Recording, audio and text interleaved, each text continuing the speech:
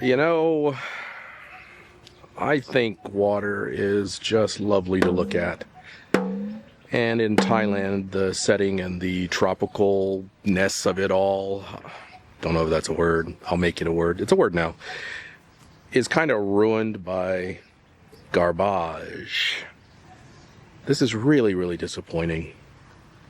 I mean, not totally unexpected, but still just really, really disappointing.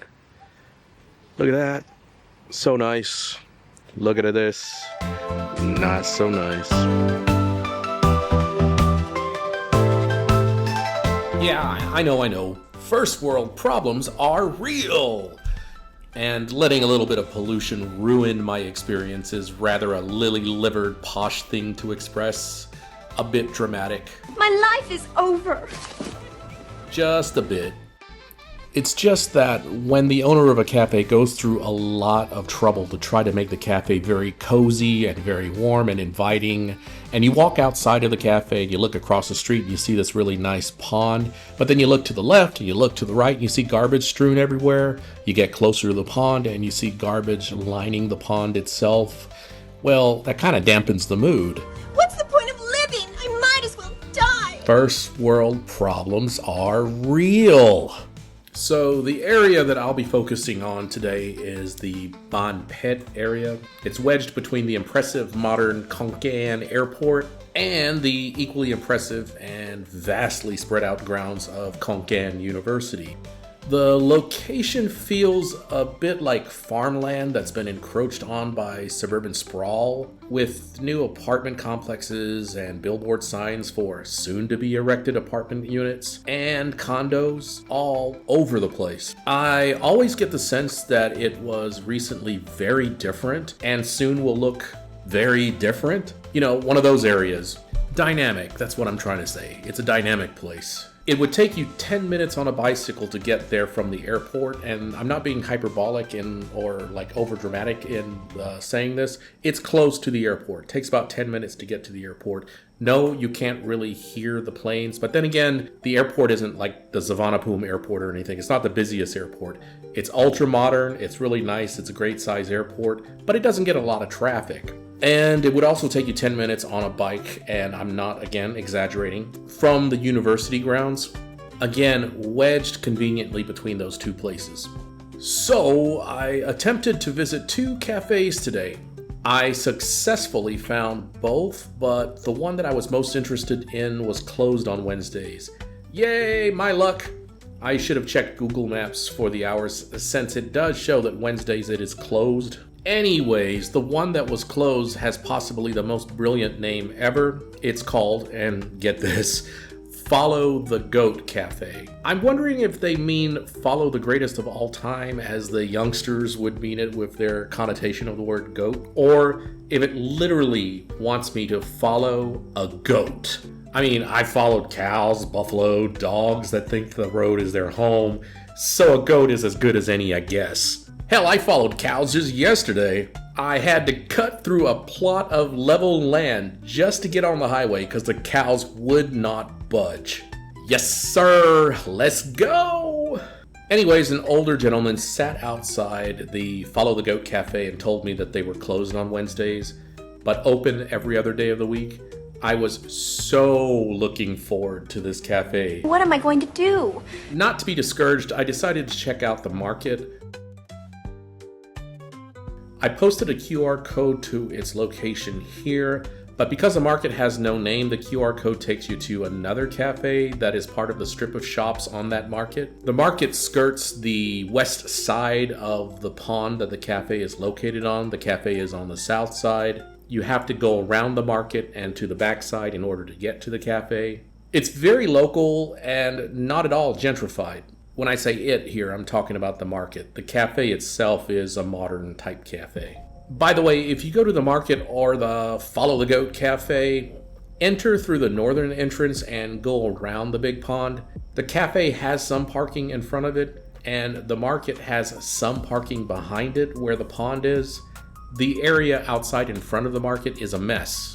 The southern exit requires you to make this drastic U-turn if you're coming from the south or from Maliwan Road. If you're going south from the northern area, like from the uni or whatever, it's still just better to take the northern entrance, as cars and other vehicles tend to block the southernmost entrance anyways. It's a bit of a mess. The market is a late afternoon and early evening market, by the way. There were very few vendors open during the noon hour that I went. I did manage to buy some fruits while I was there, and a few vendors would serve you food if you took it away, but the tables and the chairs weren't yet placed or set, so they only allowed takeaway. Now, this market and cafe are easy to find because they are on Siharat Deco Chai Road, which is quickly filling with businesses like cafes, restaurants, convenience stores, and all manner of commerce. I got my keys copied here like a month ago. The problem with the other cafe and the more famous of the two, that is Vector Cafe, the problem with that, and apparently it's a favorite among YouTubers and locals, but the problem with Vector Cafe is it's on a neighborhood road that doesn't have a name. When I tried to see if it had a number or some kind of scheme so that I could figure out where everything was, I got even more confused. The cafe is listed as being on 222 space 53-54 or something like that. And then it just mentions that it's in Khon Kaen in the Bon Pet area. That's all it says, 222-53-54. And get this, the restaurant right beside it actually has a completely different nomenclature.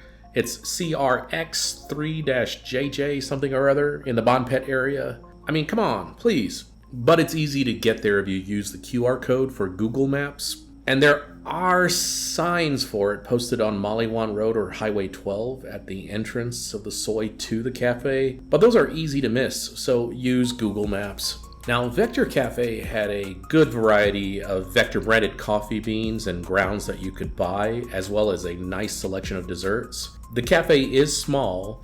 It is in a 3-story building with stairs leading up, but a red rope and a sign posted preventing you from doing so. The feel is cozy, the coffee is perfect, and the service is prompt and polite. The location seems weird because it's a quarter mile to a half mile off of Maliwan Road. Yet it feels like you're driving into a Cowboys and Indians frontier land for a brief moment before the cafes and homes start to appear again.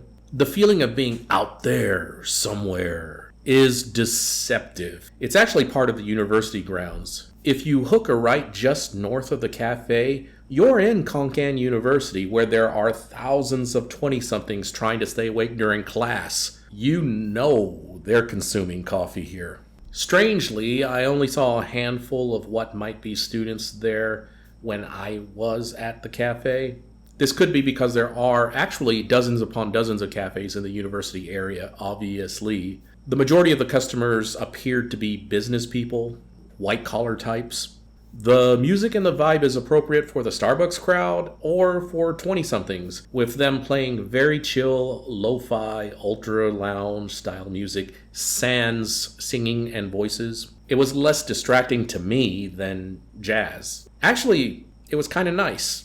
Definitely a place where you can open up a book and read without too many disturbances from the music. I love jazz, by the way, but sometimes jazz needs to be played to where you're paying attention to it. You need to listen to it and absorb it. It's kind of like listening to a nice classical piece. Well, some classical pieces aren't background music. You actually need to pay attention to it. That's jazz to me. And as far as I'm concerned, smooth jazz is a crime against brass instruments.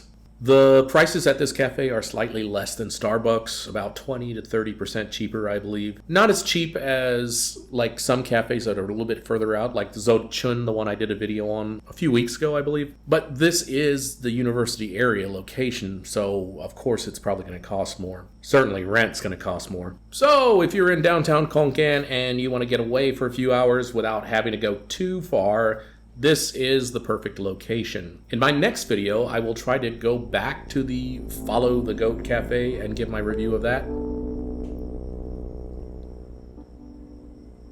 If you enjoyed this video, please like, comment, and subscribe. Thank you so much.